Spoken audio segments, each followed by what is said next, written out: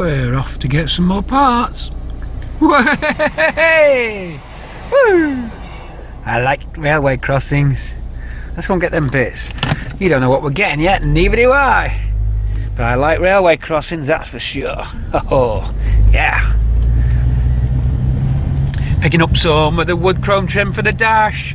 That hydro dipping's ready. So we can start putting the rest of the dash together. A little break away from the unit. Just thank him for that. Just thank her for that. Just to get out of the workshop and save the postage. Just picking up the hydro dipping wood hockey sticks and some of the bits for the dashboard. Let's go and get them and then we'll get back to the workshop. It's a bit cold and blustery out here. Don't want to spend too long out. I'll just take you out of the workshop for a while. Let's go right back in, see what we got. I'm going to get them straight fitted onto the dash. You're going to jump to that dash with them just straight on there, okay, to see how they fit. Wood panels and radio trim, get all them bits in. Quick jump to the dash, here we go, episode 34. Okay, I'm pretty happy with the gauges. That I've got the selection that I need. You saw us doing those. Also, whilst we're on with this dash, we've got the face vents to do. I've stripped one face vent down there. These are the components out of the face vent, and this is the other side. This is, I think, it's the left hand side, right hand side face vent. Already stripped the paint off here, but I decided I'd like to get right inside and clean it up rather than just take, because the paint on these fades, cracks, chips away, and it's never a really good finish. So what we do, we take them apart, get inside with the paint. We can either chrome that face if we want, like the Taunus ones were. Some Taunus face vents, very similar to this, had a chrome finish on the tops. We could do that with this if we want, but if we do want to do that chrome finish on it, we'll have to strip it apart, and you can take these completely to bits. And what we'd do to get this paint off, if I'm going to repaint it, I'd drop this in thinners and leave it for a few days and let it eat the paint off it. Anything else is going to attack it. It's aluminium, it's a die cast metal, so it's pretty sensitive. The wire brush, soft wire brush got in on that one, a bronze brush, but I just don't think I can get the finish that I want. Considering that it's not that hard to strip them down, I may as well do it. I've already done one. So you get, I'll take you through it. You get there's pins knocked in at the end. Can you see that silver pin? That's like a sort of little knurled pin. Pick it out here for you. Just there it is. What we do, we get a sharp screwdriver, disposable one that you don't mind damaging, and strike this. In our case, we're going to go to the right and strike it till it starts to protrude out this end, then you can grip it and remove that little spline pin. Same on this side. Once you remove that spline pin, you'll be able to release the open and close vent control knob and get that out of the way. Then you'll need to get these directional vents out. So we've got two vents, a face vent there, and we've got the window demisting vent there to blow sideways on. They changed this design, the early ones, and indeed the correct ones for early Series 1 cars, although you could argue that Bramble is Series 1.5 because of other changes that we've mentioned in the car, such that it's on the crossover point between Ross-style wheels and Ford Sport Steel wheels. Early cars all had Ross styles, and they started phasing the Ross styles out and bringing in the Ford all sport or steel sports wheels. Bramble had those, and also there was a couple of things on Bramble's dash. Oh, it had the front mounted interior roof light, not the centre interior roof light. That's another Series 1 to 2 alteration. It also had the speedo and the time clock and the rev counter swapped round from the left to right on the dash because customers complained they couldn't see the rev counter, and Ford probably thought the least useful instrument would have been the time clock as opposed to the rev counter being highly visible, just the way the dash was laid out. Of course, we mentioned those centre gauges, how they changed the magnifying lens, one coming up on your screen just now, that magnifying lens. See how the Madonna bra, the 50s, 60s pointy bra that we keep loving to mention.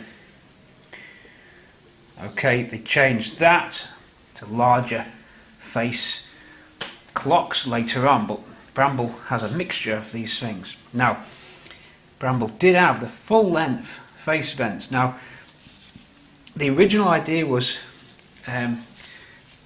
following on from the Mark II Cortina, which had eyeball vent, I believe, and quite a strong fresh air blasting system. The aeroflow system on the Cortina Mark III was different. They wanted it to be a lot of volume but not blowing on your face, just a pure movement of volume of air. So they laid the vent completely one piece, not directional. Now that was complained about because people couldn't seem to blast their face just with the cold air. If you shut this right hand side one down, you're halving the distribution and concentrating the air through that vent, which got it straight to your face. I know this because I like to do this in my cars, where I'll close that one down if it's not needing mist in the windows, and then I'll just aim this just at the right point, so when I'm travelling along with either the ram air or the pull to vent lever on the Cortina Mark III and the 4 and the 5, if you put your heater blower motor control to the dead position 0 and pull it out, it will apply a full 12 volts to the motor. At the same time, by going across to the right, you shut the vents in the heater box, which lets only fresh air in, or you can trim your heater diverter flap to be a little bit open so that you get loads of fresh air on your face but a trickle of hot on your feet, which I like to set them that way, but they're not meant to be set that way. Anyway, we'll talk about that when we build the heater box up, but in the meantime, by closing this side, you're able to increase the velocity of the air coming out and hitting you, and giving you a kind of like feeling that you're actually in the airstream. Without it, you didn't feel you was in the airstream. You was in it, but it wasn't sort of hitting you at the velocity that gave you the sensation of fresh air hitting your face. So they changed it to split system, which is what we've got here. This is probably a new one that's just been around in stores. It is in good condition, but even that had flaked off, and I thought, well, I'll freshen the paint up with a 2-pack satin black 2-pack, because we need a really hard paint here, or if we deem it, we'll have a look at some photos, but the TC Tornus did finish this in chrome, or at the very least a silver paint. I've never actually inspected one close up.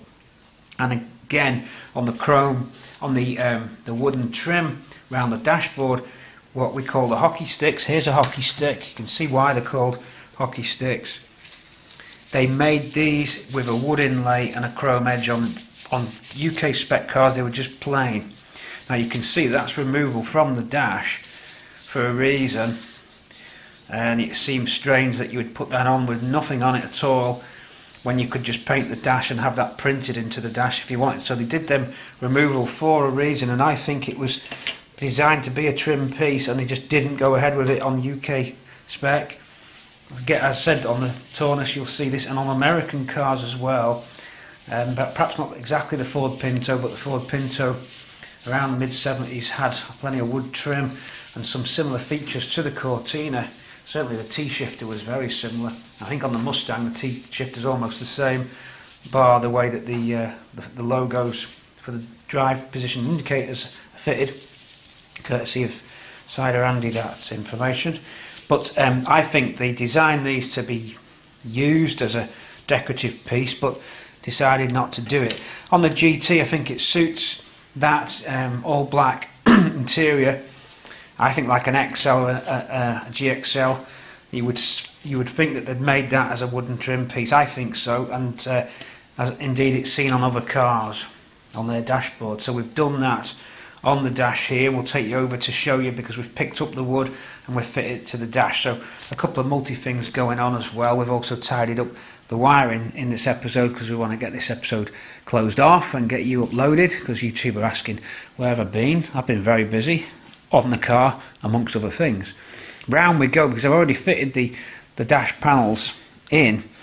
They've come straight from the hydro dippers and then straight onto the car. So we're all set up on this side, bar the glove box, which is waiting for some extra components to finish it. We've just got an old glove box lid mocked up, but they're all in position.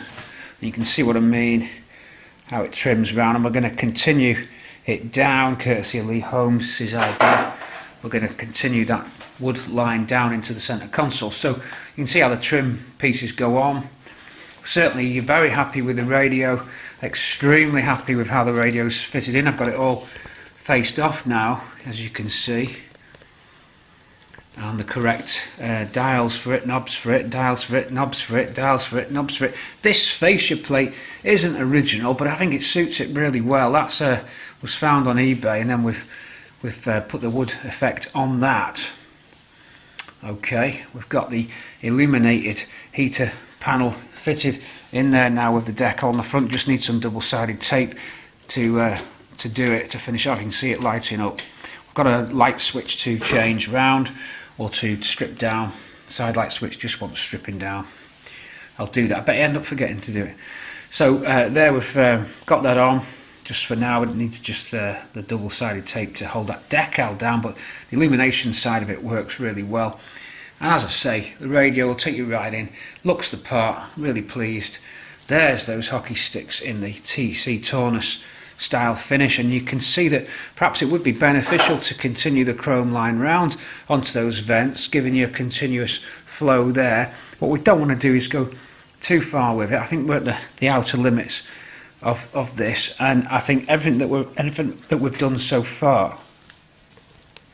Whoops, sorry, sorry about that. I had to check we were still recording. I couldn't see the red record indicator light on the camera then. For 1 second I thought I was talking to myself. Sorry. So that's it. We don't want to go too far. You may say we already have by fitting those sticks, but I think that for this, with the custom modifications that we've got, that it's part of the overall general what we call the C pack, which is all the extras, the goodies, the trim goodies. C for Cortina City pack, C pack for the upgraded extras on this car. So there's a lot been added to it. You'll see there's a fog light switch as well there, look. So we're fitting fog lights as well, but we're putting them in where the reverse lamps are, dualing the bulbs for those.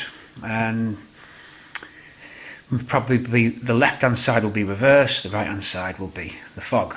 Seen on quite a few cars, that idea, and I believe it's legal. We'll check as well for MOT purposes that that's okay, but we have got a fog light indicator which is there, sharing the multi-function warning lamp, but when fogs are on, it will disable two features on that, but it'll still allow the oil and over temp to indicate. So we have got an indicator for the fog built in. We've also got general illumination on the cigarette lighter by just changing it to illuminated one. You had to enlarge the hole for that to fit in, but it worked. So I did all that in one big hit. Fitted those lower panels, which are hard to find, so you use your hands on them, make your own if you've got it. And then what else have we been doing? We've been really busy tidying up the wiring, of course. So all of these things, not everything was filmed this time. Sometimes I won't film every single step of the way, just because either the camera's not to hand or I'm just not really knowing what I'm about to do, and rather just have footage unfolding of unknown things. I do like to plan when I'm going to film, that I know at least where I'm headed with the camera work. Starting to tidy up the wiring now. We bring each harness in and bring it in tight. We make sure that each unit can detach from the Velcro and unplug on the Molex connector so that it's going to go down here. Everything's in, and we've double checked that our clearances were good. In fact, we've got plenty of spare space just in this centre piece here. There are some pipes that come down, but you've got about an inch just off the front of the dash where the pipe doesn't touch. Indeed, when it's a right hand drive, left hand drive car, that space is used for the loom, as it is this side, so they do make it so you can clear it. Fuse boxes tuck in nicely there and clip in, so you can go underneath just on top of your pedals, and away you go. These actually get separated. One goes across to the right, one goes across to the left. That's why I've got that in, and the steering column goes between them, because you've got your steering column coming down. They at the moment are in the way, but plenty of room to move it across. So those fuse boxes just splay out a little bit more than that. Electrically, we've tested and double checked. A couple more wires to fit. We've got a red cable here which runs down the side. That's powering the subwoofer. It's a thick gauge cable powering the subwoofer. We've just got the seats, the heated seat loom to fit. That'll stack on top of this loom. and then that yellow cable is for the heated seat power feed, which is coming into the main multi-connector here into bulkhead. We're bringing in an extra bus feed from the battery direct with a big fuse to save loading up the wiring harness, and that goes through a grommet on the bulkhead, which will fit separately, and try and put it out of the way so it can't be seen. There are 4 other wires that are additional in the bulkhead area, which are all going to go through one grommet, so you'll have an additional grommet with 4 cables through it, plus one large one for the heated jets, and that will be visible in the engine bay for the concourse people to spot if they really want to. But don't worry, because it'll look factory with the correct type of grommet that you would use if you were going to do such a modification from Ford. So that tidies up that. We just need to knock these pins out. We need to decide what we're actually going to do about the face vent final paint finish, make our decision, perhaps sketch out some photographs, take some photographs, sketch out some designs, lay them on the picture, just see, browse through a few more catalogues, look at a few more American cars to get any ideas, make sure that we don't go too far, and then, you know, just keep it, don't overuse some of the things that we're able to do. So we could the good thing about the vents, again, they pop straight out, even when the car's all fitted. You can lever them out, they're on spring clips. I'll show you the spring clips. Just here, these spring clips, you see my thumb touching that one, so these just slot out. So you could also change them if I sold the car, which I probably never will, and someone said they don't like all these mods. The hockey sticks will unbolt. You'd have to take both pods out, but you can get your hands in here and take them off if you had to, revert it back to satin black ones if indeed you wanted to, or if we decide that it's too garish, too much. But I think it'll suit. Just be really careful at this point that we don't overdo it. I do want to modify the car. I'm not doing a concourse. As you know, we've got map reading lights here. We've got Granada lamps, we've got cruise control, we've got heated seats, we've got extra trim features on the dash. So it's not a replica of an original out of the factory job. It's a custom car, but in the spirit of originality. In that, a lot of the things I'm adding were already done on other cars, just that the UK, for some reason, cut back on certain jobs. Perhaps they were keeping a very close eye on the cost, and they didn't want to have the additional cost of chrome plating these, or whatever finish they would have done, whether it was a chrome finish, a vacuum metallized finish, whatever they use. Perhaps they just didn't do it for whatever reason. I know they did cut corners on some of the trim items as well, especially the centre sports wheel used to get missed and put just wood inlay wheels on. And talking of wheels, our wheels over here, let's go over to the storage racks. Here's our Ruby steering wheel, that needs doing as well, just wants cleaning up. A Ruby wheel original, should just clean up that and buff up. The paint's good on that wheel. If not, we'll get that specially painted. So that's what's been happening quite a lot in this section, and this section sort of joined together. I mean, the last thing we did was just doing those gauges, of course, weren't we? And then we jumped straight through to the wood already fitted to the dash with no film work of that. Well, I don't always film every single process, but ask me if there's any questions you've got on that. Much more tidying up of the harness to do. Started at this end, locking it in now. Continue up this way now to get these into straight lines.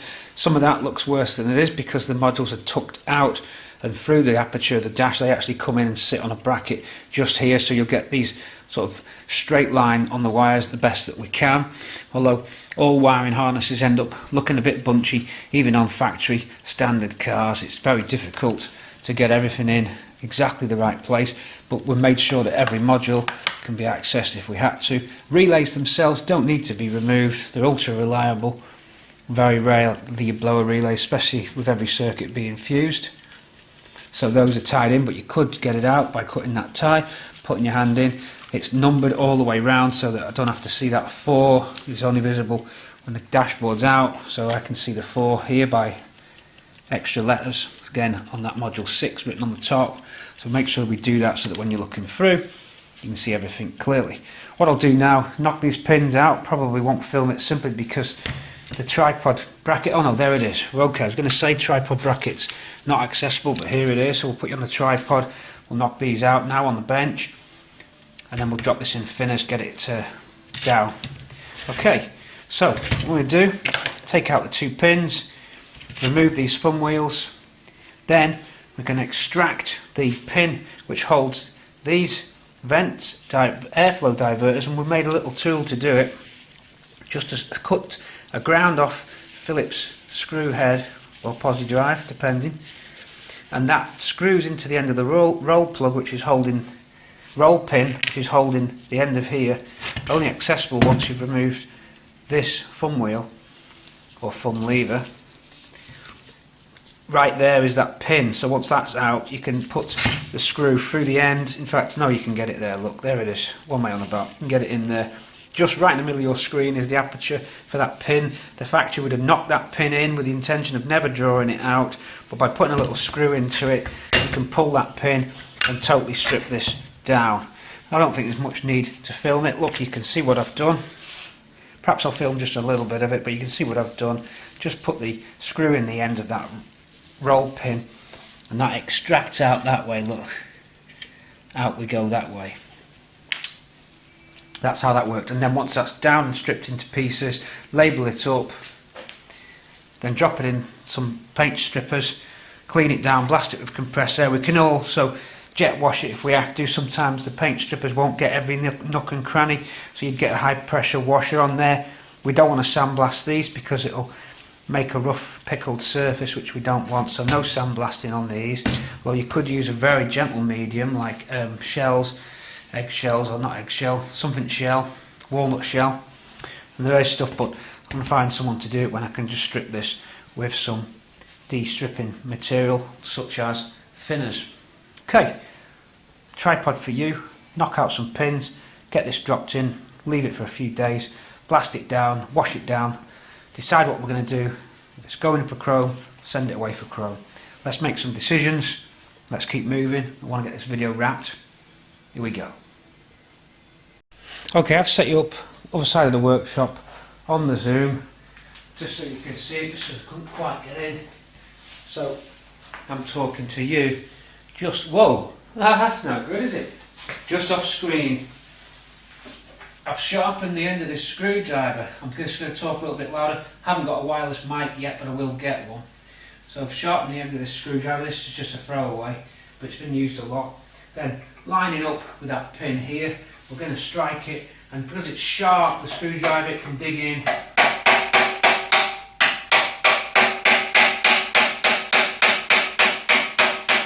And take that out. It's on its way now.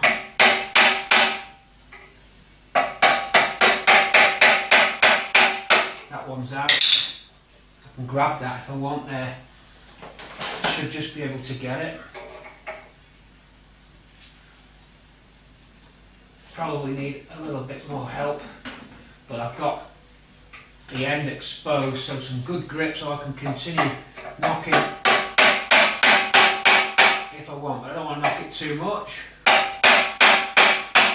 There's plenty to grab on that one, so because we can grab that one, we're going to do the same, exactly the same on this side here. Probably can't see it on your screen there. You may just be able to, I might be obscuring it.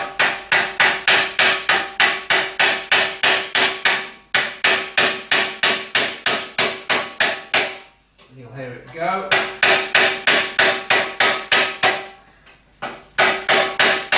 Quite long, these pins. You can see it here. This one's gone just enough. Because this is on a roll that will move you across a little bit.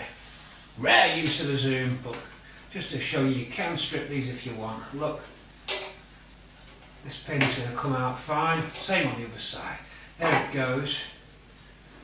Holding the pin up for you. There. That means you can lift this out. And you can lift out the optic. It's got a little operating cog on it, which is part of it. So it can fall off if you're not careful. So 2 items for us to save there. Same procedure on that side, and then we'll extract those other roll pins. We'll do those roll pins on the bench. So back onto the bench. See you in a sec. Okay, join me on the bench then.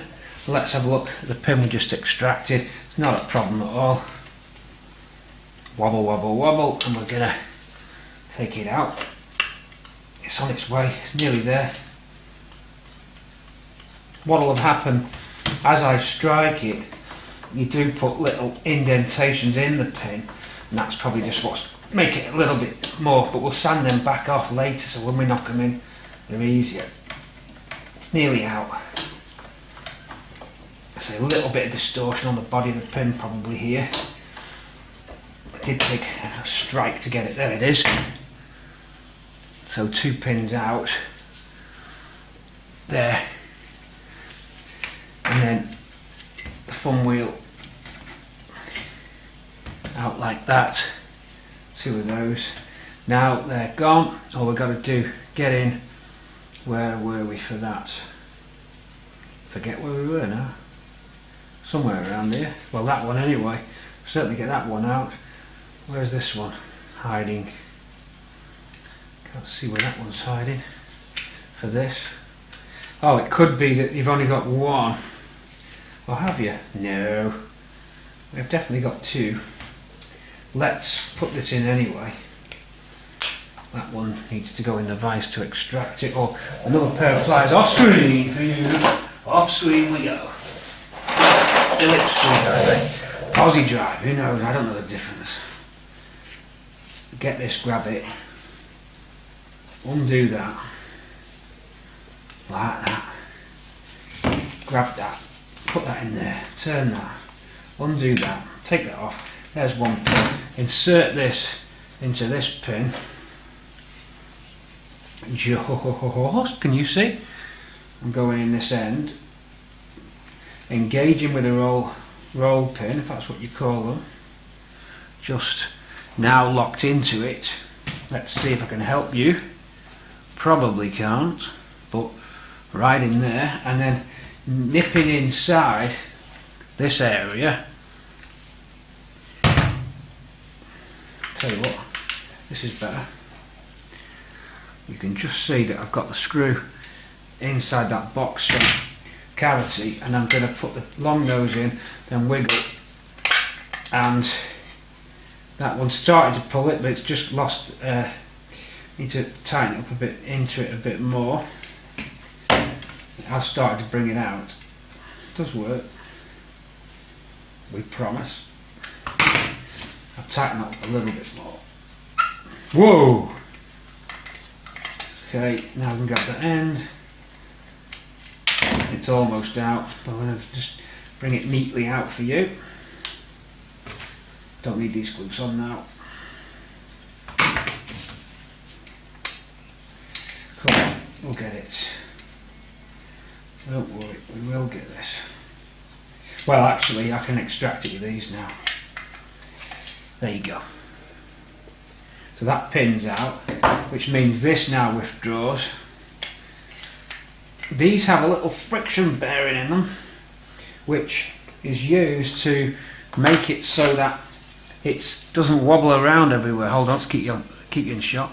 It doesn't wobble around everywhere. So it's like a sort of, not graphite, but it's some kind of crazy plastic, which is an interference fit, but they always fail. Whoops, they always fail, and you end up with your control fascia vent flap wobbling around because these crazy interference fit things go wrong. I don't want to put any imprints into that. I'm just trying to extract this out for you while you're still on screen. In fact, that pin is actually for the back flap. I need to, these now come out. I got this the wrong way. These directional vents come out with the first pin, with the chrome pin, not the roll pin at the back. It's the fumes. You can get these out. They take a while to go, but they do go. You just got to be careful because this is plastic. You can mark it, so be very careful. I'm just going to find a place I can hook it that's not visible. Probably none there. We've got to lift these out, folks. Both sides. They do go because I've done them. You just got to get the end up. Ah, this one now with the pick. I can just get the end up enough.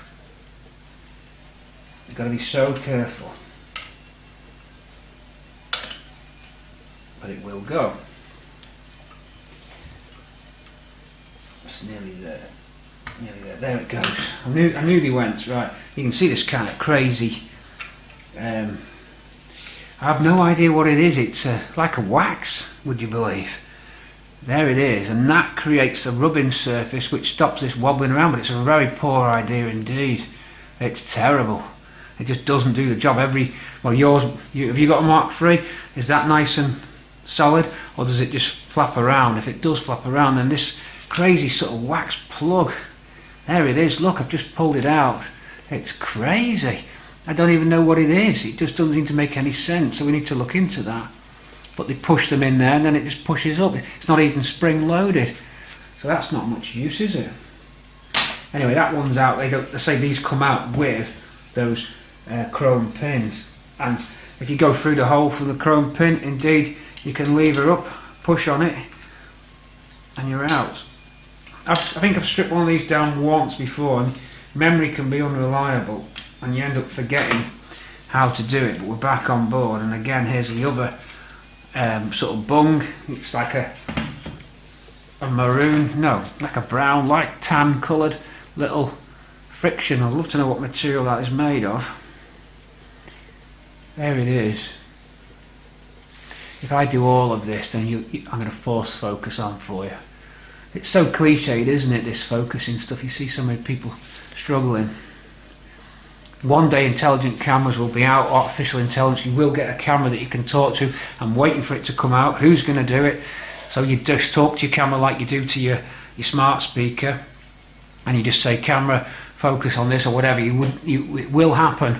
I mean, I think fuzzy logic, if you ever know your electronics and your cameras, I think it was mid-80s, early 90s, they come out with fuzzy logic, which was a form of artificial intelligence. I'm going to Google it to make sure.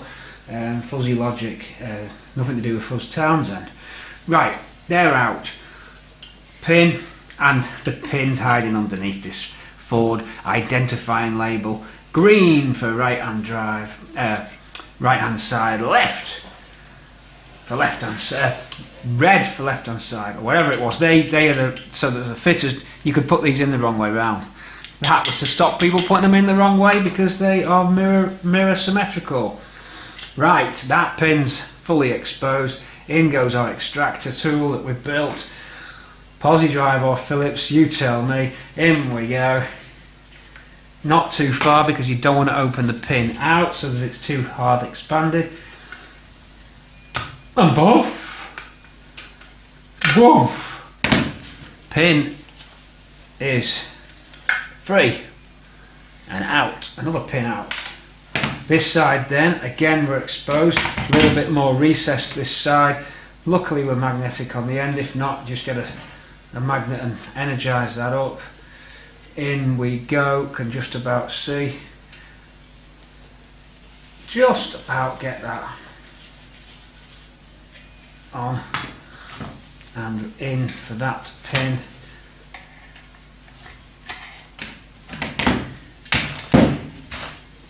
I think that's it.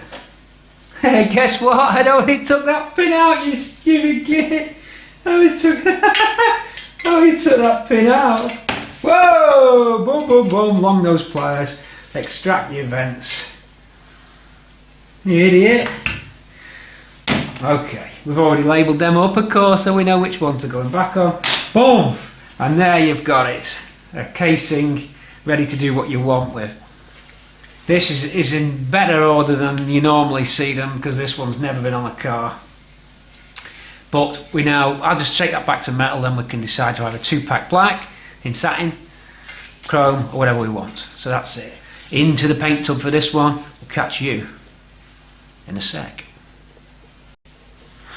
Okay, so it's all done, and into the paint tub with this one. We'll catch you in a sec for another job before we try and close. I keep saying we're trying to close. I have no idea how far, how much footage or anything I've got. Sometimes you can lose track, especially when you stop your filming and you're doing non-film work like I've been doing with those wooden panels and wiring. A lot of wiring been going on, which I haven't filmed. Why I haven't filmed the rest of the wiring? It's easy. I was overloading you with tech stuff. there was 4 or 5, maybe 6 tech vids. That's enough. I don't want any more. So if it's another 6 videos of wiring, I don't want that. If you've got a specific wiring question, best to ask me on Patreon, email, or on YouTube, and I'll answer it that way. We've done enough with wiring videos, so that's why I'm showing this a little bit. Into the paint, catch you in a minute. We'll see where we're up to.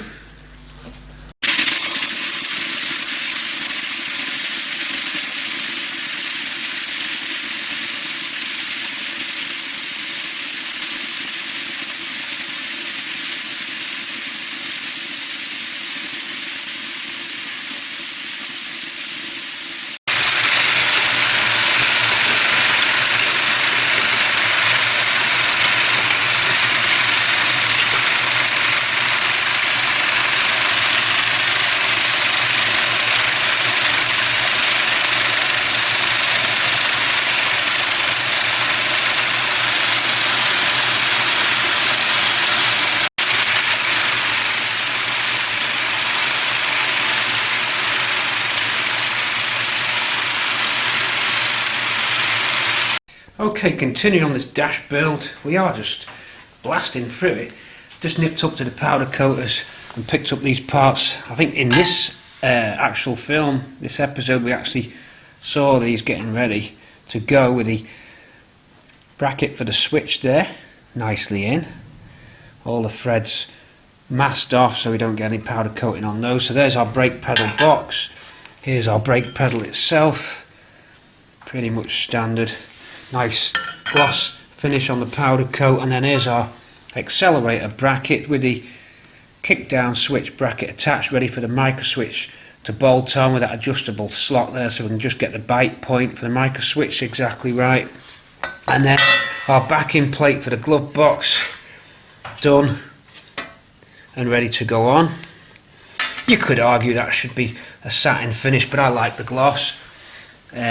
I think to keep it real mega factory, if you're doing this, perhaps I could have said to the powder coaters do a satin finish, but I'm happy with that. It's not a problem. What I'll do, we'll reassemble the glove box now and it's out of the way. We've got it stored away with a new wood finish on it, so we need to get that out of stores and just start reassembling this glove box. I've keyed the lock on the glove box to the same key I'm going to be using. That's the key that came with the ignition barrel that I've got. Bramble's ignition barrel was missing. Well, not the barrel, but the key was missing, and the key that we used to get Bramble out of the bushes, out of the brambles, was never a really good fit. Marky Mark 3 gladly supplied a key that at least got us out of jail, if you excuse the pun. So we've now got a proper locking barrel that's a very nice smooth fit, and I've made the lock on the glove box the same key. I might take you through how we do that with the wafers. There's little tiny wafers inside the barrel of the glove box lock. You do have an option where it's a valet key. There's only 3 wafers on the barrel of the glove box, whereas you'd normally have 6. And how they do it is a valet key enables you to lock your main key into the, I think, how's it work now? The valet key allows you into the glove box, does it or not? Or is it the other way around? Can't remember. How the heck does the valet key work? I shall investigate because I've totally forgot. Anyway, I'm going to rebuild this. So we'll put it onto the bench, lay a cloth down now, we'll lay a towel down on the bench, clear a little space on the bench, and we'll reassemble the glove box. Backwards, reassemble the glove box. I did it again! You've done it again! We'll reassemble the glove, hang on a sec, this one backwards, did it again. We'll reassemble the glove box lid on the bench. Here we go, tripod for you. Here we go. Okay, well, the glove box consists of the lock. Here's the lock I was telling you about, and there's our key, an old style key. It's how Ford did their very early keys, with the CEM key, a little bit rusty this one, and then you got this kind of plastic fob riveted on there, and they changed it to the little 3 lion key later, but I'm going to keep that original key. It's a little bit grubby, but we could always get another one cut if we ever find a blank early old school key. Here's that glove box lid, colour coded now. This jacket just pops off, and that's a colour coded ruby paint colour. It will not rub off. It's actually dye, so you dip it in and dye it. So we've colour coded that. Some were in black and some were in tan, I never saw any in Marcus Blue, Olive or indeed Ruby colour scheme, but it's the kind of thing they would have done, and it looks quite nice. Key goes in, we can turn that way and we're now locked. So there's a good action on that, very smooth. We took it apart, I've not covered this, a little roll pin just at the end here, and to get it out you can make your own roll pin removal tool by just cutting the end off a cheap Tesco's for me. Sometimes some stuff like this has its uses. These have been great, these watchmaker sets, for £2.99 from Tesco. Nothing wrong with that. Absolutely nothing wrong with that for what it does. Sacrificial one, I probably already had one cut but I couldn't find it. If you cut the end of the appropriate sized screwdriver down with a hacksaw or an angle grinder with a cutting disc on, hacksaw might take a while because I think it's tougher than metal, that. Anyway, you can knock that little pin out. Once you knock that pin out, this lock comes apart, the cover comes off, the tumbler comes out, and then you have wafers inside here, which you need a bag of mixed wafers to match your key. There's lots of different types. I've got a mixed bag of wafers which I've accumulated off loads and loads of stripped down locks. So that's what you need. And the wafers are like a little slot. The key goes through them and they push up and down depending on which ridges on the key land. The wafers are located inside there with some little tiny springs. It's not too fiddly a job. And then what you do, you put your key in and find the right wafer till all the wafers are normally spring loaded upwards, and as the key goes in they pull down until you get a combination of 3 wafers that fit and allow the lock to turn. It's quite good fun doing that. I must admit I do enjoy building locks up. Perhaps we'll cover the wafers when we do the door handle build, because we're going to be rebuilding some new old stock door handles because the Mazak and they always corrode, and we've got some new ones. Not the Granada ones, which are slightly different. The key goes in vertically. What can you do? You can't swap the tumblers because they're moulded. Anyway, that's another story. We've got that. The backing plate off it's here, the spring-loaded latch. 2 little screws there, which are a bit rusty, so we'll just take the spacer washers off them. I'll just dunk them in some satin black paint, which I've already got ready. This is very Blue Peter moment, that, isn't it? Dunk the heads of those.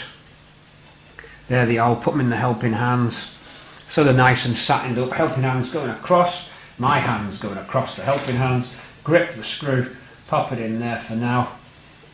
No need to go to town on these really. They're an anodised black, but they've sort of rusted out, so we're just dunking the heads of those just to keep everything uniform. And another grab of the helping hands. I think the helping hands were a cheapo set, but they, again, sometimes just cheapo things are fine. There's just a place for everything, isn't there? I'm sure you've found that yourselves.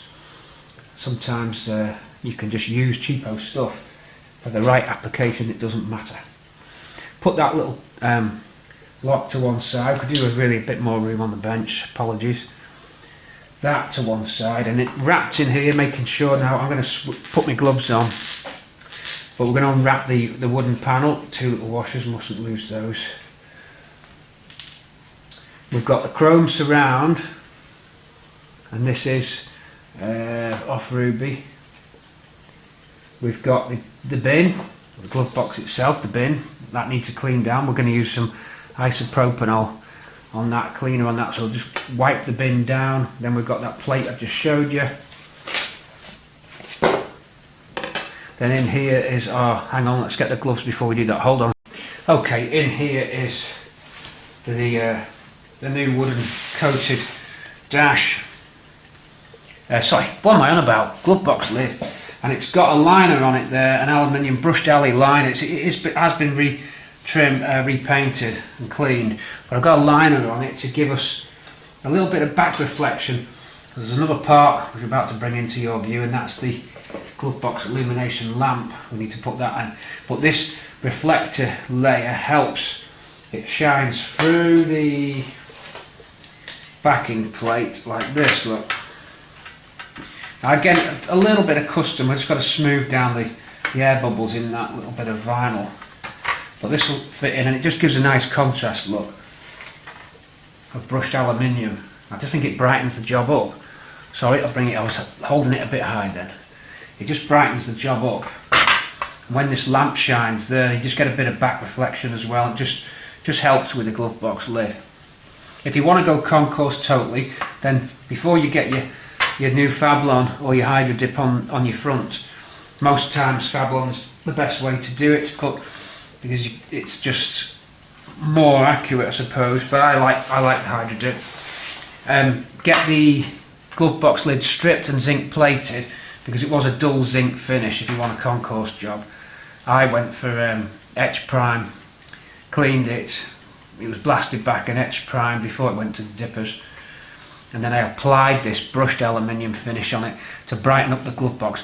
I am mildly customising the dash, as you know, and I'm just doing that little extra level of detail which Ford wouldn't have done on a mass production car, but you might have got done elsewhere. You might see a little bit of zinc paint. That's where my thumb had paint on it, and it's landed on the edge of the glove box. It should just come off that with a little bit of isopropanol. We'll be very careful, or we could use some.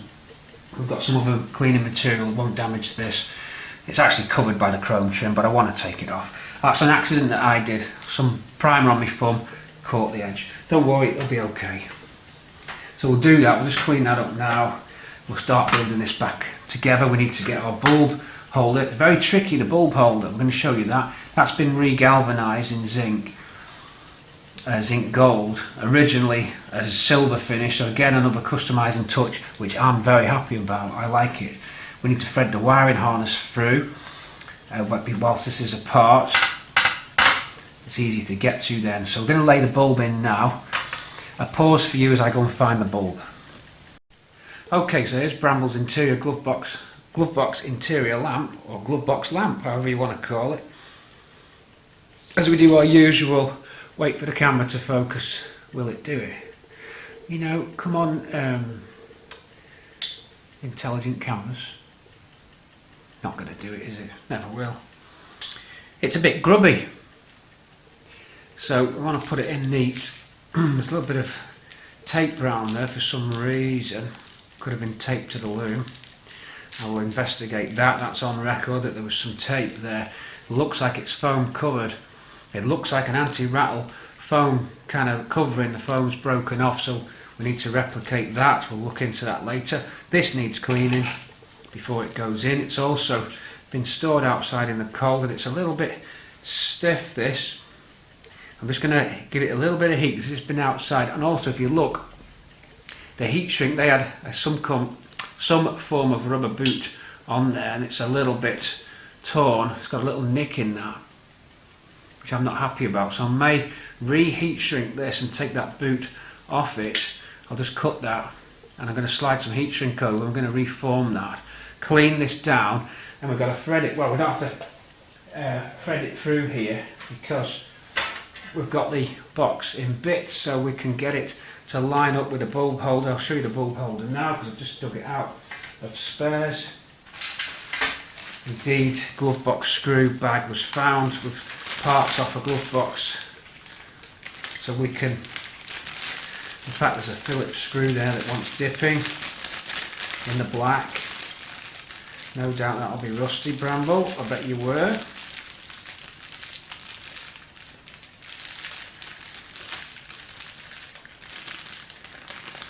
Anodised washer and an anodised screw in black, Phillips or posi drive head depending on your taste. So into the pot, we'll go with those.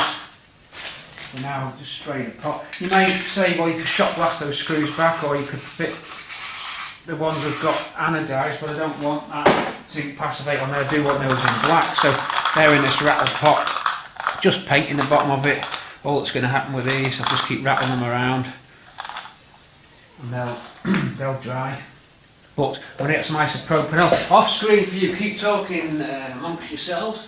We go for the solvent. Some nice new cloths just behind you coming in. These are the toweling, the white toweling which we like to use. Grabbing two of them, keeping you on, not going to break there.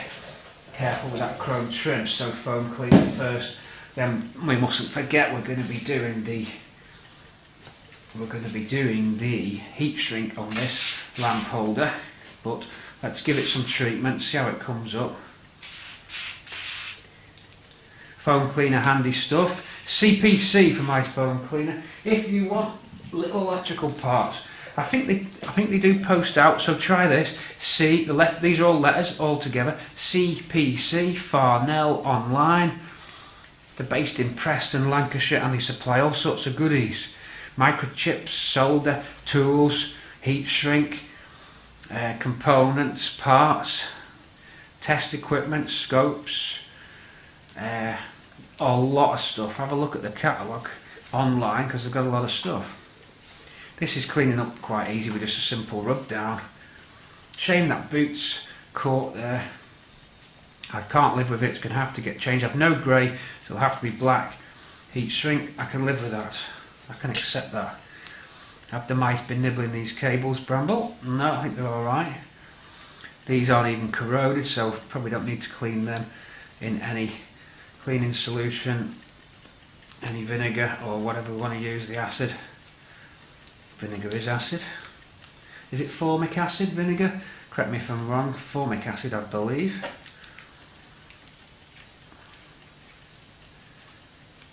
The white vinegar, not really the malt. I tend to want to drink malt vinegar for some reason, and I also drink lemon juice, just pure lemon juice out of them squeezy bottles. I can just glug that. I wonder if that's a deficiency in my vitamins or body where I'm craving lemon juice. Not all the time, but I can also drink malt vinegar. I don't know, let me know your little pregnancy tastes. Lumps of coal perhaps. Not that I'm pregnant, of course, but you hear the same thing in the female world where they get these cravings for strange things like lumps of coal and bars of soap. To us boys, I know there's girls watching as well, so I'm not alienating anyone or making an example of anything, I'm just saying. I think our cravings beer, or for the hardened ones of, yeah, oh, bottle of scotch. Okay, oh yeah. Do you like cleaning along with Cortina City? We're back in the game again. Do you know what happens sometimes is you kind of, I've not stopped working on the car by the way, but you kind of can have low weeks where you're not as jolly. You know, I'm sure we all go through this, and whilst you still carry on working, just the wisecracks don't come as often. It's inevitable. It even happens to me, where I just feel a little bit not quite in the mood for jolly, for what we say, tomfoolery and gayness. You know. Here we go. This sleeve actually moves around. Okay, can live with that. Needs a little bit of the sleeve's a little bit harder these days than it probably would have been, but it's encapsulated inside the glove box. Does it really need softening up? Not really, I suppose. It's going too far. Just get it clean and get the heat shrink on. What heat shrink have we got? I'll go into stores and find some. I'll just recover that boot, just see how it's sort of breaking away from the bulb holder there. They don't use heat shrink, that's a kind of like a rubber boot type thing, but I just don't like the way it's worn through. Got to get rid of that, can't have that. And these glove box lamp harnesses are hard to get, although I haven't any spares that I can see. So I'd like to use Bramble's parts all the time as well, so as much as I can. There's been a bit of mix and matching with those gauges where Bramble's dial faces were too far rusted, and I'm not going into the screen printing situation. I've just had gauges in stock. Why keep them all those years if you're never going to use them? The time came to use them, they got used. So heat shrink on the end of here, and then we'll get building this up. Done enough Bramble rambling.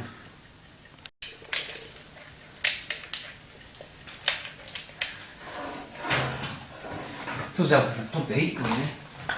Let's plug the heat gun in. I found some white, okay? I'll put it grey off a little bit.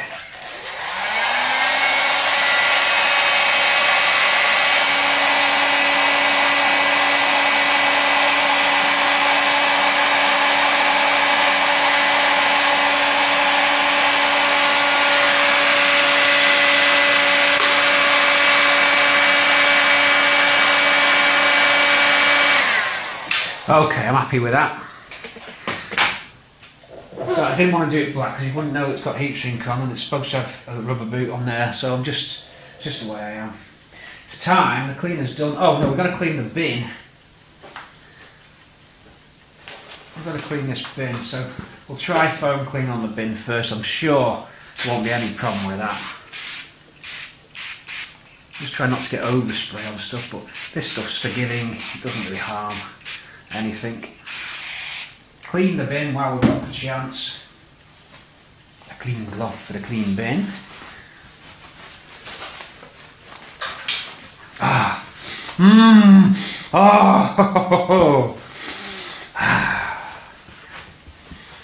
Summer flowers outside.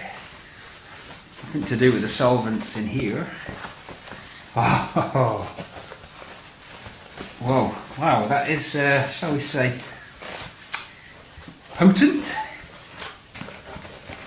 Yeah, that does a great job. Look, a nice instruction manual, user manual for the car is going to be nice in there, isn't it? Nice illumination. We're going to keep with the incandescent illumination. I'm not doing LED in this for two reasons. One, I can't find an LED bulb that small, though there will be one. And two, sometimes I just like that incandescent glow in the glove box. It's a shame because they're not the brightest of bulbs. If they come up with an LED that gives a similar effect, I shall replace it. Okay? But for now, not that they're the easiest bulb to get to in the glove box thing, they make it a bit tricky to change that bulb. It can be done. There's a little technique to it. Right, who's going to ever see the back? But we know it's clean. Right, the cloth goes there. Can we, excuse me, can we remember how to assemble it? Where's our lovely gold passivated bulb holder, non-standard concourse? People, look away now. Not concourse. Okay. But I like it. I don't give a damn. In that goes to here. Like that's it. My glove's stuck to it. There we go. I like that definition. I like that contrast there. Me likey. So that goes in. And now we don't need the rest of those bits just yet. Glove box parts. Wiring harness has gone. Can you see it? He's behind you. Left a bit, right a bit. What did I do with that? I don't know. Did I do with the wire? I've just cleaned it. Oh, it's all very silly. Somewhere I've just cleaned the wiring harness. Somewhere it's disappeared. Here it is. Right, so let's keep it on screen. I have to keep watching to make sure I've not lost the plot. I think we may have to hook it out. So no, it might go in. Let's hook it out.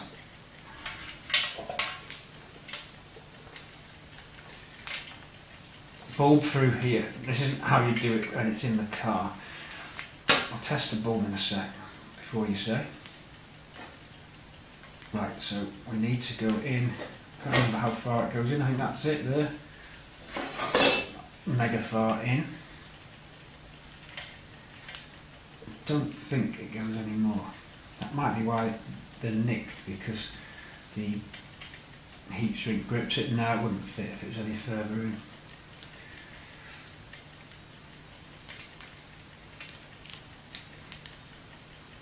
I don't think so, because there's a ring. I think that's how they go. Whoops, double check that bulb's fully home.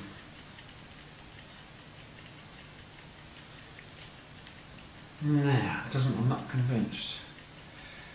Not convinced. Oh, it's got a flat spot on the bulb. I think it has. Yeah, bulb holder has a flat spot on it, and it does go slightly in, about there. So in we go here now, and then we clip in. Now let's hope that we've not overheat shrunk it. I don't think we have. Just got to clip it. There is a technique to this, and I'm learning with you as we go. Could it be that we don't like the white, too much of a contrast on there perhaps? Should we strip that off? It's all a bit of an experiment.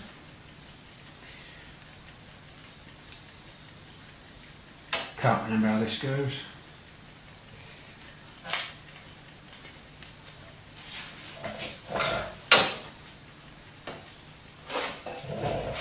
There's always something for the wheels to jam on. In this case it's a 2p piece. That has to go there.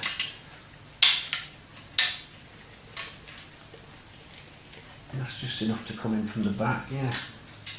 That is it. It's like that. Clip in. Come in from the back. That's it. Goes in like that.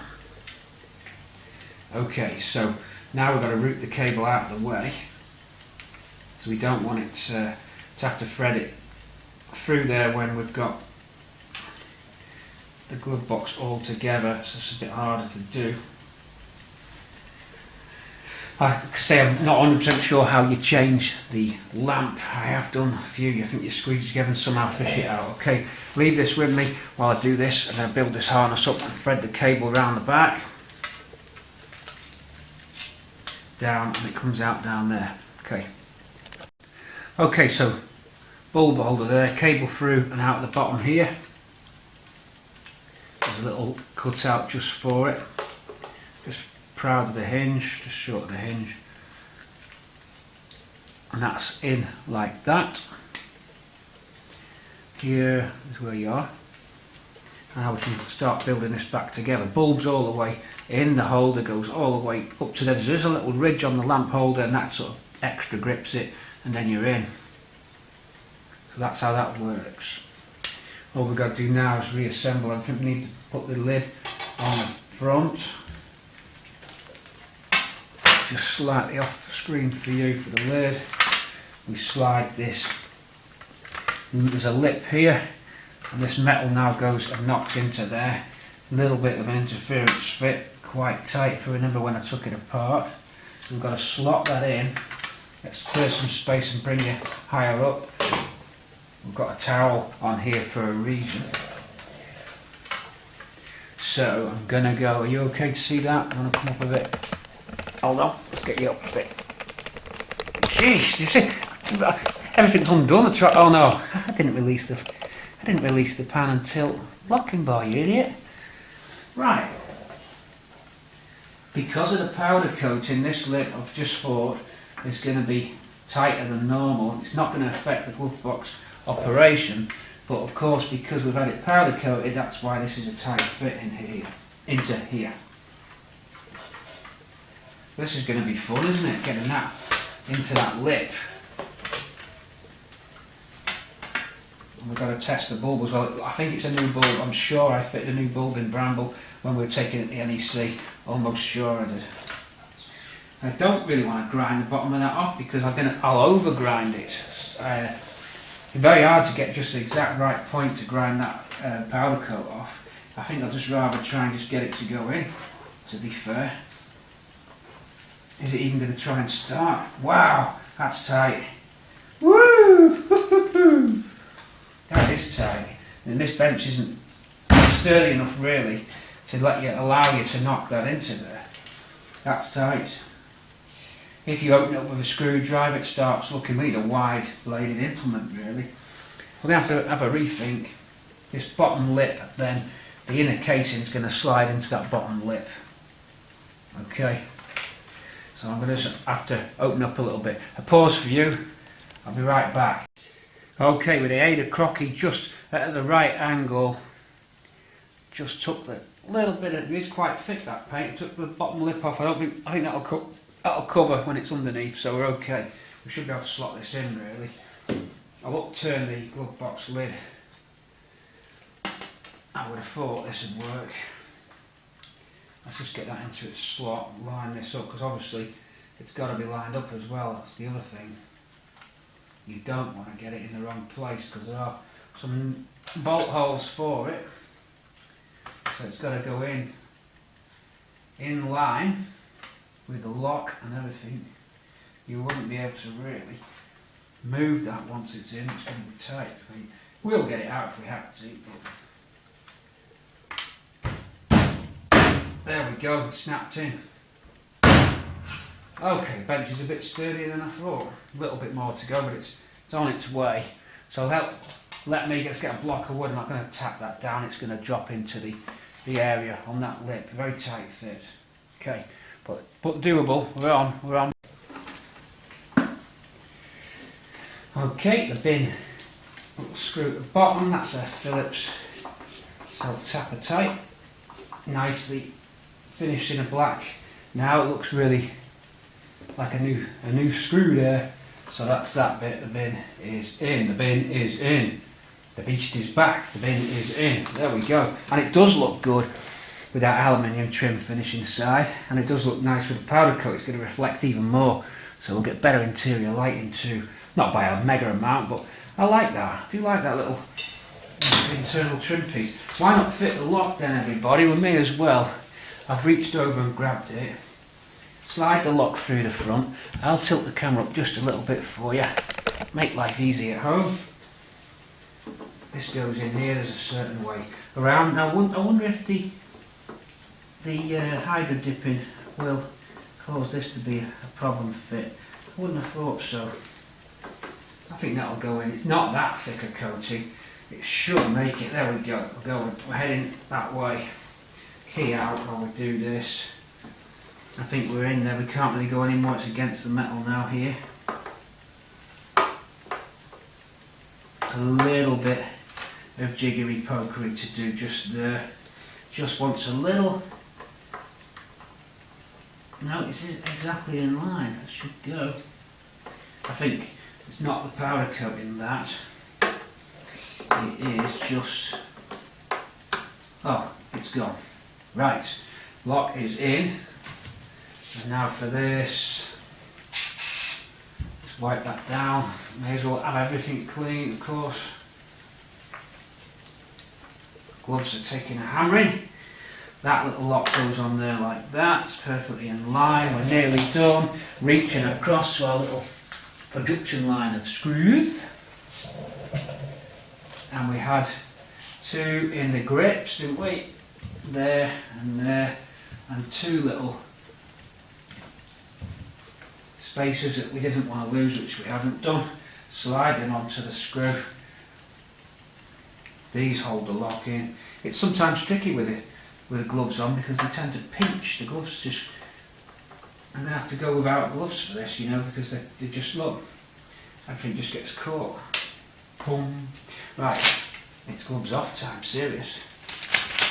Okay, I've gone over to the dash and screwed that in. So we just went for two of those. Remember, we just painted those screws up so they're nice and clean. Two in there, two in that side. Just slot the glove box onto those hinges. I'll come around the front. Just slot it on. There wasn't much to film. Round we go. We click and we open. Little catch at the top. Look there. Let's turn the radio off. Little catch at the top here. Just you can adjust that striker plate to how you want. There's a sort of fold back retaining bar, which if you pull back on your hands you can actually lower the glove box right the way down, which is what we wanted it to do. Little switch for the interior light just on there. You'll see it going off and on just about. Only just see it there. So glove box light, little rubber bump stop just there. So that acts as a sort of push tensioner as well. So when I close, that little spring bends and boom, you're good to go. Can lock it and we can unlock it, of course. And that is the glove box lid fitted. So it just slides down onto the hinges here, and then with this clip off you can let the glove box lower right down and tighten the screws up. So if I want to take it out, I pull on that bar. What I tend to do is squeeze in on the plastic as well, because that bar, they can snap those, so you've got to be careful when you do this. It's a combination of pulling up and squeezing the plastic in and down a little bit on the plastic bin, and that will let the glove box come out. down, you can get a stubby screwdriver in and actually withdraw it. Then we can get to all the electronics that we talked about. So that's that lid on, which looks nice. So that concludes that part. A quick little refurb of the glove box lid.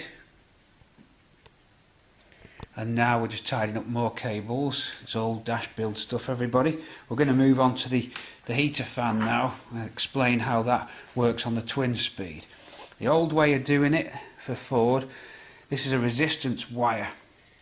It's long so that it can spread the heat out. It gets hot, or it gets warm at least. So what we did with this resistance cable, they calculated the length of it, which would give you half speed on your fan. So full speed connects power straight to the fan, but on a half speed setting there's a little slider switch on the heater control at the front, and that routes the power through this resistance wire, which drops the current down so that your fan turns slower. I'll show you what I mean. There's the fan wired into the loom. I think our ignition is on. Can I reach round and switch on the fan? I don't think I can reach round from that side. Yeah, I can. Can for the fan.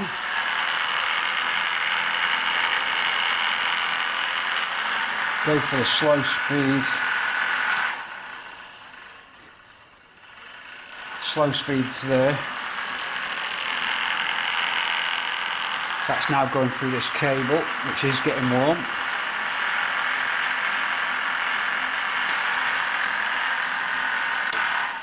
But I don't like that cable. It's messy. And they routed it, would you believe, along the dash here like this. If you ever take your loom apart and you find this, well, that's how they built it in. They actually just ran right the way along and dissipated the heat. But it is a bit messy, and this cable's chafed and damaged, but it's only the outer. It's still usable, this.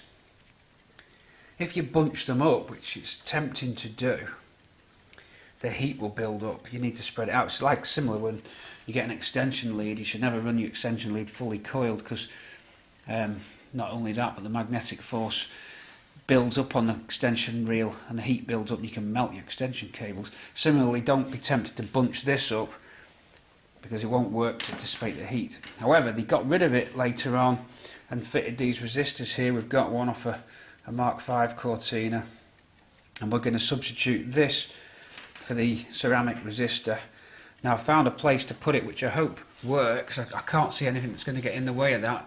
We've gone between the cigarette tray metal casing and the holder for the whole assembly. So comes on a securing tab. Now, there's two pieces of metal sandwiched together here, and I've wedged that in. There's nowhere to actually put a bolt without interfering with the ashtray, and up here we're interfering with the radio. Now, it is locked in solid. It isn't going to go anywhere. So what we're going to do is change the cables now. Take this off. This unclips, and we're going to substitute this out. We can just get it. Take that little mini loom out and create new cables. We'll keep this as an original unit.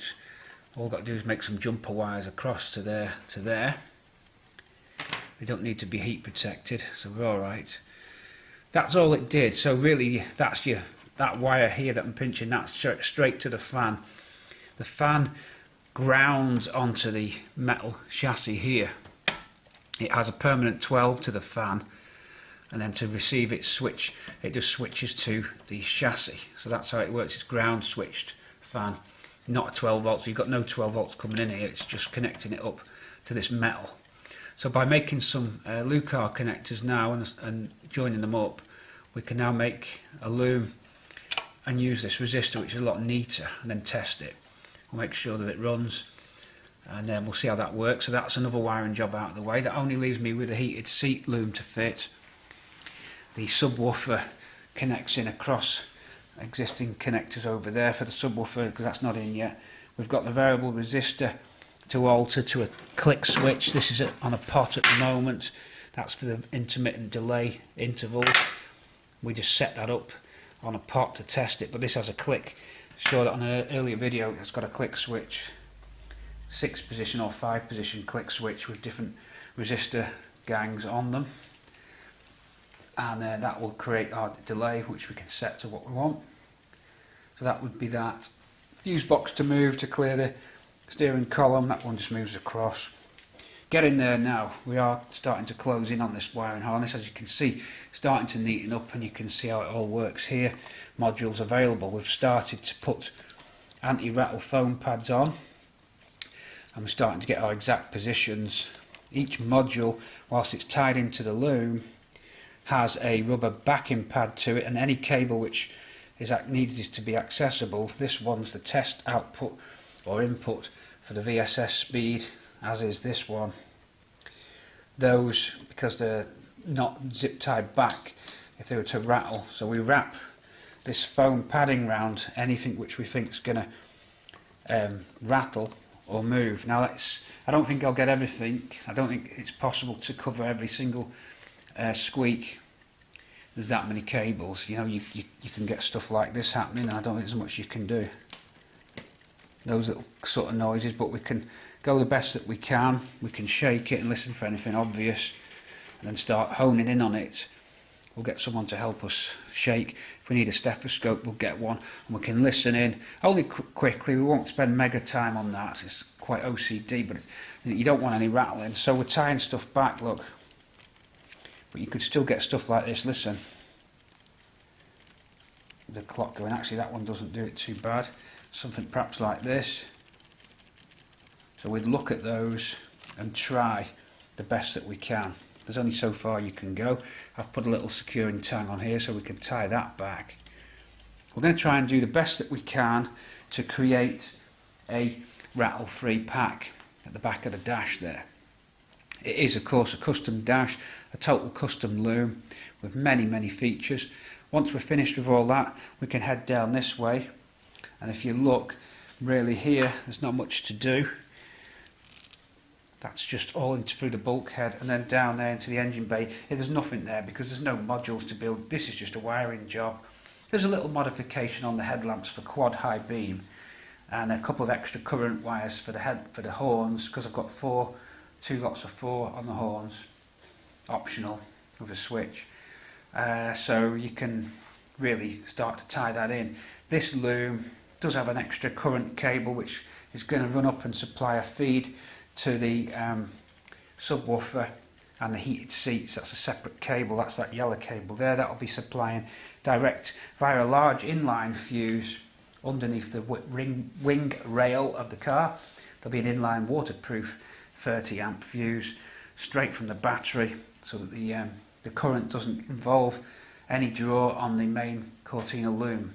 What we're trying to do is keep the main Cortina loom within the specs that it was designed for. The modules that you can see that we've fitted don't draw any current particularly. They do draw current of course, but there's nothing heavy. The radio, for example, any of those extra modules and wipe wash delays and automatic wipers and Bluetooth and hands-free, extra LEDs and relays, none of those can really add up to much of an extra loading. And to cover ourselves, we've always used direct routes to the main power harness feed, just down there on my finger now, again through fuses. So there's nothing really on the heavy draw of the original loom, only when you start adding stuff like heated seats, subwoofer, heated washer jets. Those take a complete feed straight from the battery, which will be built into the loom using heavy gauge cable. We add that on separately. It does not get built into the main harness, it's a separate harness. Parts of it will enter the harness perhaps. We'll see when we plan it out how we're going to do that. That's it. So we're sort of closing in now, focusing in more and more as we get there. It's been a mega job. 2 months I think altogether, maybe 6 weeks on this, longer than I thought. Not more complex than I thought, just longer than I thought, simply because we tried to keep it all as neat as we could. This harness connector goes up to the roof, and these are made, this goes up to the centre light. These are made so that you can thread it through the A pillar, so they've just got single lucars on them. We can pull that cable through, obviously not this end because that plug's too big. So we've got as much as we can in. We need now to make this loom here for this resistor and then check that it works. So soldering iron, I won't film that, I'll build a little mini loom now and we'll plug it in. That's another job crossed off the list, and we can start to let our mind drift towards the engine bay down that way, knowing this is all okay. We'll do a full systems check with as many accessories connected as we can to make sure that everything's working. But the good thing about these harnesses that we've built, whilst they are zip tied, you can pull harnesses out if you had to. If it got really bad and something very serious happened, you would have to take the dash out, but then that would apply on any loom, because you cannot get a loom out without getting the dash out on any Cortina. But I can't see it because everything's fused, and most of the stuff that's locked in are just cable runs, which rarely fail, and a lot of our joins, all of our joins, are properly soldered and multi-plugged. So really the things that could go wrong could be our electronics designs, or something could short perhaps. Relays tend not to be a problem. If that happened, then you utilise the plug.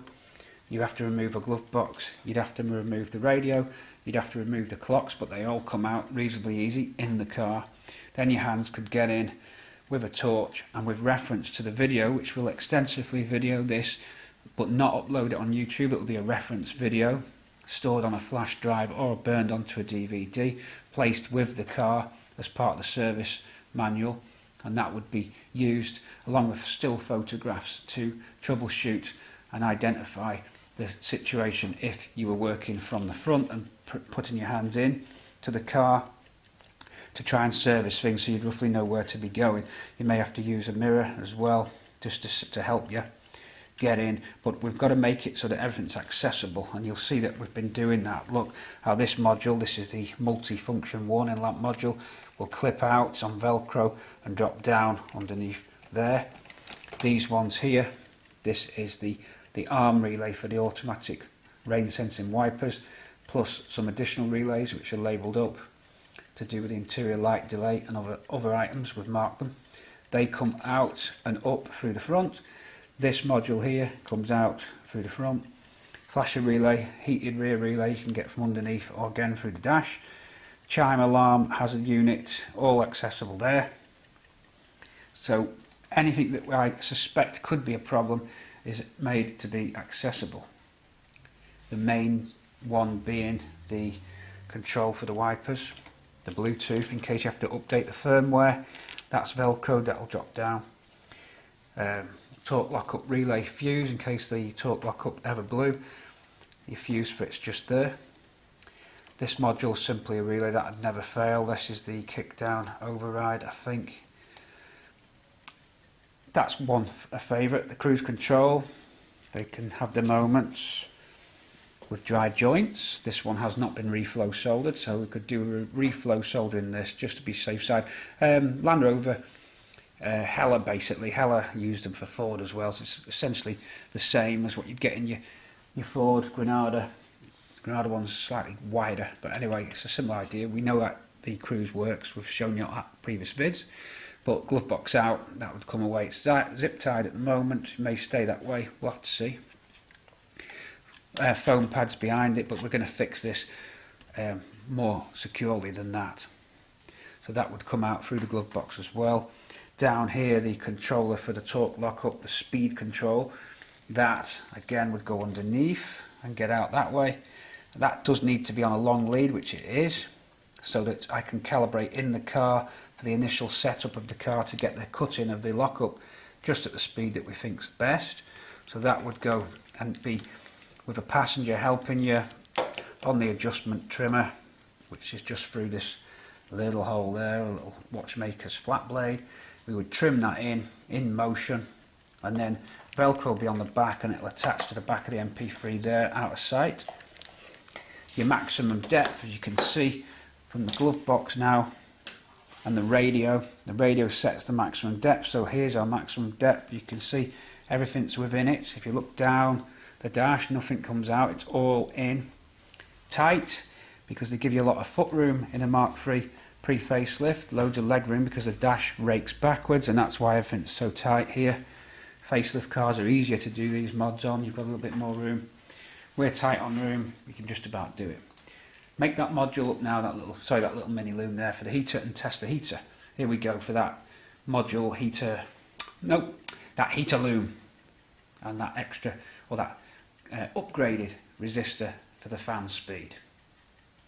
Right, I'm going in and making the loom, just taking wire cutters. Join us overhead. I'll even give you some additional light. Hold on, let's get you additional light in, it'll help everybody, me included. Let's have a look at the loom. So we've got a female on this end, quite easy to do. And just use this brown cable, female, and then a short run. That's going to go to the resistor. So we're up there. Another cable goes in it. This has two in it. Mustn't forget to put the boot on. The boot will just about fit onto two wires. Just. Sometimes WD helps in this situation to slide the boot on. But we'll probably get it. Quite tight. WD. Little spray, or just use GT85. If my feet hit any more things, I've just hit the tripod. Oh my god. Please stop that at once. Stop bumping into things, please. Slide the boot on. It'll just go. A double will go. Like that. Get the other cable up. They're just separated. That doesn't matter for now. On we go. Hit the left tripod again, you idiot. Stop it. Just stop messing about, please. In we go here. Hoping you can see, we're just building up a double blue car. We're going to be soldering it, but we'll just nip it in position. Strain relief nipped in at the end, just about covers both. Irrelevant really, because we now solder that.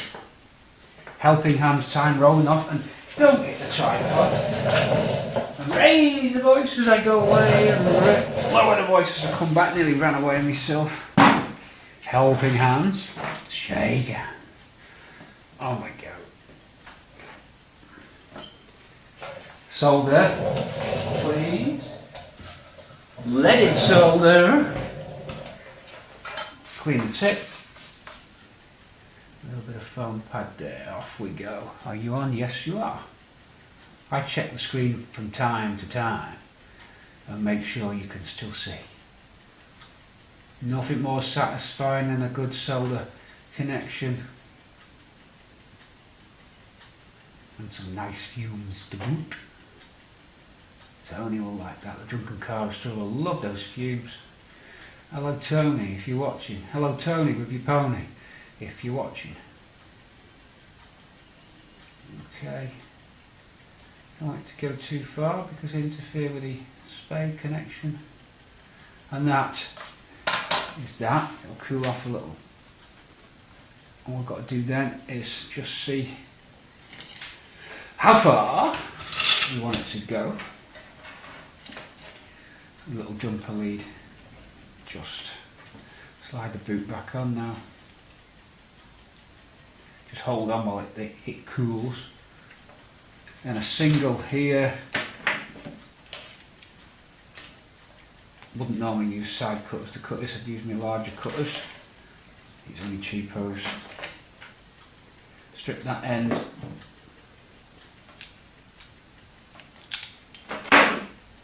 And this one has the single blade which we've got as well, so boot on for that. Just about do this on that run. We will if we pull that boot now into position. It's ready to go. It's cooled down. You don't want to slide them on when the blue car is still hot because you perforate the boot.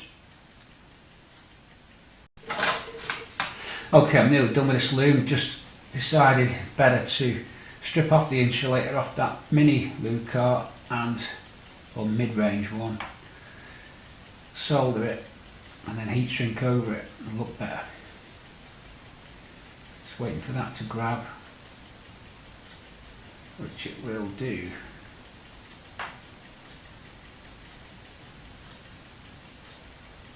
Taking a while to go inside. There it is.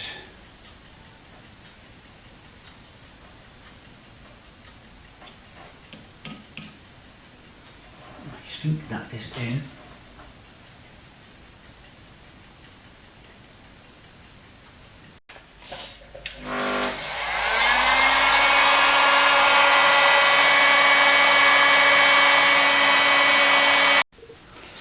Okay, we're ready. The loom is nicely fitted in there.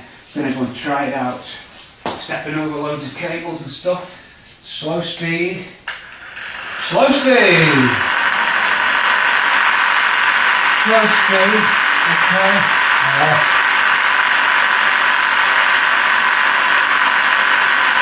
Full speed.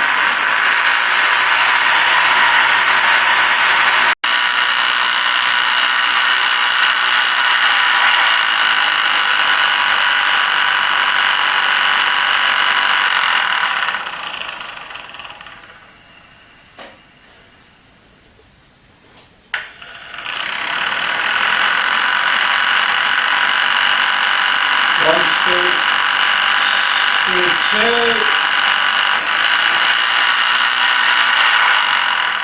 and then pull to boost.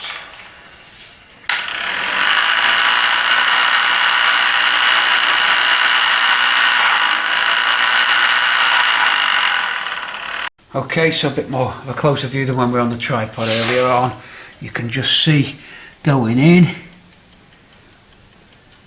We're just at the back there. Two little connectors, a small Luca and the larger one, going into the ceramic resistor, then just hooking into the loom as it used to do, like that. So nice and neat. That's another job done and out of the way. So fan is boxed off. As long as that resistor doesn't get in the way of anything when we close the dash, I don't think it will. But I've not bolted it in yet. It could move if we had to. Okay, I'm going to move on to another job. Can't think what it is yet, but I'll report back shortly of another task. If not, it's the end of the video, and we thank you all for watching until we move to the next part. We'll have to see. This could just fade out, in which case thanks for watching. I'll catch you in the next part. Over and out for now. Okay, remembered what the wiring job is next. It's the fog light. So we are still on. We've not left you just yet. You see the fog light terminals, two Lucas there, just right in the middle of your screen. Fog light then, and the fog light warning indicator lamp connector is already planned for and in. That'll give us an orange lamp on the multifunction on all the time. Fog light will not cycle through the multifunction, it's permanently on. Fog light will only come on with the lights on, so we've got to route our loom across the top of the clocks here and into the wiring connector just over there for the headlight switch. So just going to do another soldering job. So we're back on with some Lucas, some solder. Iron is on, we're ready to go. So we're going to wire up the fog light and then test it. I won't film the whole loom build, we'll just film it when it's done. So you'll see two connectors there. We'll hook into the fog lamp warning lamp and we'll test it. Any second now for fog light then. We'll save you the pain. Let me solder. Let me get this all ready to go. Some cables ready, some Lucas ready, soldering iron heating up. We're going to give it a hit. Let's go. Okay, let's quickly straight to it. There's the hazard loom, the fog light loom connected in. Connector goes down, which links to the indicator for it. The fog light's on lamp. Then a little mini loom goes over the top, round, and we hook up into the main lighting switch just there. Then go into the front. We've currently got the black ice alarm on. All I've done is just connect to the 12 to the black ice alarm. That's just got to be finalised, but it's on. And then the fog light switch is there. You'll see that we're getting black ice coming up on the multifunction. There it is. Freezing fog, then you don't want the fog lamp to shield out the indicator. So fog's on, there we go. But you can still see the black ice alert. So we've set the LEDs so that it doesn't interfere with the rest of the warnings, because it's quite possible you'll get those two together, so that would be good, and that works nicely. The Fresnel lens still carries the light all the way across, but because the LEDs are slightly offset from each other inside how I've arranged this, you do get the lamp working all as one. Coming around for another black ice, and there you go. So we're off there, and that's it. It'll go off, of course, with the main lamps off. So you've got to have your lamp switch down to get your fog on. That's how that works. The automatic lights, I don't think they will actually let the fog go on, which I think is a better idea. I think you need it to have the actual switch here, because auto doesn't supply a 12 to the other side of that switch when it's on automatic headlamps. So automatic headlamps would not activate your fog. You would have to go down on both switches to do it. I think, I might be wrong there, we need to just check. It doesn't really matter. It's probably better that way, but however way it works out, because I can't remember if the auto lights now, I either just put the side lights on at first and then the mains. I think, if I recall, we shall have no, well, we can test it actually. In fact, they're on auto now, because you can cancel your auto lights. This is how I cancel my auto lights. They're on at the moment, down, and then back up cancels them. So indeed you get no fog there. Coming back down, side lights, that doesn't activate auto. So you can just have your side lights as normal, but if you go fully down, the fog light comes on, and I think that's now fully automatic lamps because they've come on their own. So yes, you've got to have that switch down. Auto lamps will not do the fog automatically, which I think is better. You've got to actually bring it in yourself, and that gives you it. So that's good. It means if you ever accidentally left that on, and most of the time you're running on automatic lamps, it won't be annoying someone with the fog, even though you've got an indicator on. It has to be you on that control. That'll do. I can live with that setup. So everything's on. There's the fan going across.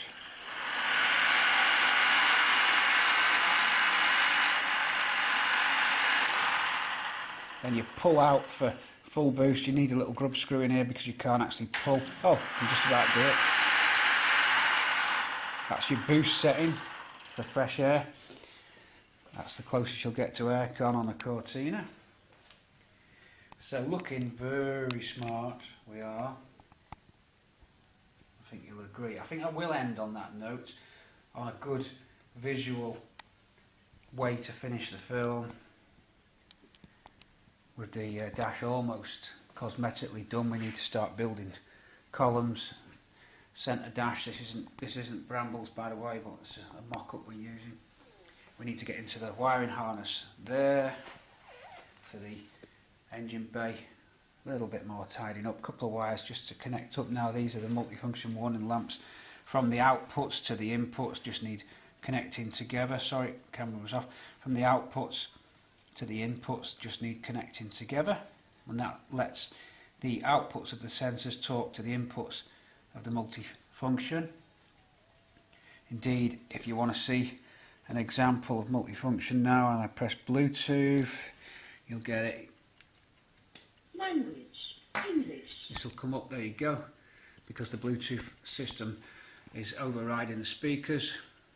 It's handy to know sometimes if the parrot locks on, doesn't hang, and you wonder why your radio's not working. This would help you identify that, let you know that it's because it's being overridden by a Bluetooth device. So that's good. We'll do it one more time. Parrot hands-free. Language, English. And then you'll get the blue, just to let you know the parrot's hands-free is overriding the stereo at the moment. There it is. So that's all beginning to take shape. Interior lights shouldn't change. Move that away, we don't want to scratch the panel, that's not a good idea.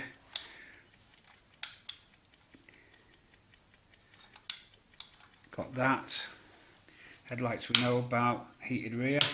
Hazards we did, already tested. Radio you know about, heater's just been done, fog light's just been done, cigarette tray you know about, ashtray illumination, lovely glove box illumination, ashtray just, cigarette tray just popping out, cigarette lighter just popping out. Press the switch, turn the lamp off and on, you can see it.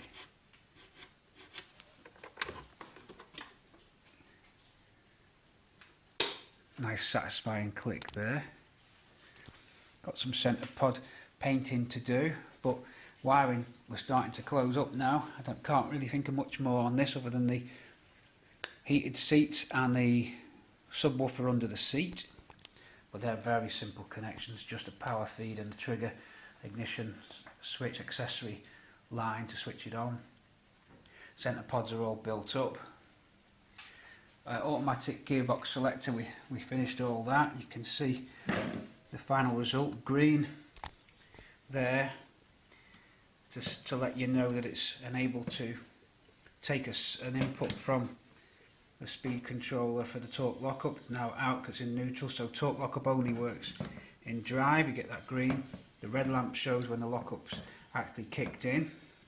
The yellow dot is position free, the sports mode. So we have to squeeze back and do that. We've also put a new rubber seal on there with some rubber that I bought off eBay, 1mm thick, and then we've glued it in. Multifunction connection to take that T-shifter out of the circuit if we needed to. Obviously ignition barrel needed, interior light delay can pop back in. Actually modified the interior light delay unit, that's why it's good to have it on a plug. I had a fault or a bug or an oversight whereby if you opened the door with the ignition on, you wouldn't get the light coming on. You had to have the ignition off with the door open to get the light on, which was wrong really, because if you're dropping someone off and you pull in and they open the door, you want the light to come on when they open the door. It didn't do because the ignition was overriding it. I'd missed that on the circuit, so I've added a couple of diodes and that brings it in fully working. So the interior light delay, whilst it was 95% there was an error or an oversight whereby ignition on always turns your interior light off, but not only if the door was shut. So we missed a little bit of logic there, but we got it by just adding a couple of diodes into the circuit. So that now works completely as it should. We'll leave it there, and thanks for watching these tech vids. The next vid, I always say this, don't I, is going to be more about assembling the car and the engine and stuff like that. We've spent a long time over the winter doing this dash. As you can see, it's a complex setup. There's still a bit more neatening to do. Don't let this side of it distract you. Sort of feast your eyes really on where I've completed up to 2/3 along the way. That's the level that we're at, other than just tying back these little modules sort of square and neat and putting nice curves in the loom so it looks as symmetrical as we can get away with. It's the best that I could do. It'll work, and I'm sure it'll be very reliable, and all I've got to do is map it out. We'll catch you soon on the next tech vid or the next assembly vid, whatever it decides to be. In the meantime, enjoy the rest of the films. If you've not seen everything, browse back, see if you can throw some links out into YouTube, Facebook land for me and get the views up to the channel. That'll help, always helps. I appreciate that you've already done that as well, and thanks patrons especially too. Without patrons we can't make these films, not the way that we do. The revenue on YouTube is just not enough to justify long hours on the editing suite. Yes, I'd carry on making films, but there'd probably be a couple of months spaced out as opposed to 1 month, 2 weeks spacing that we do. So patrons, holding the fort as always, all patrons, and YouTubers of course. I'm not forgetting you. Without YouTube there is no Patreon. Without Patreon there's no YouTube. Both support each other equally. It's only $1 to join my Patreon. We suggest a $5 donation, but $1 gets you in. And if all the subscribers chucked in $1, then we'd be quids in. We'd be churning Cortinas out on a production line. We'll catch you soon, and thanks very much for all your comments, thumbs up, subscriptions, and everything that you've done for me. Pete C signing out from Cortina City on a bit of a mix and match tech vid. This, a little bit here, a little bit there, Well, I'm sure you enjoyed. Catch you soon. Over and out, Pete C.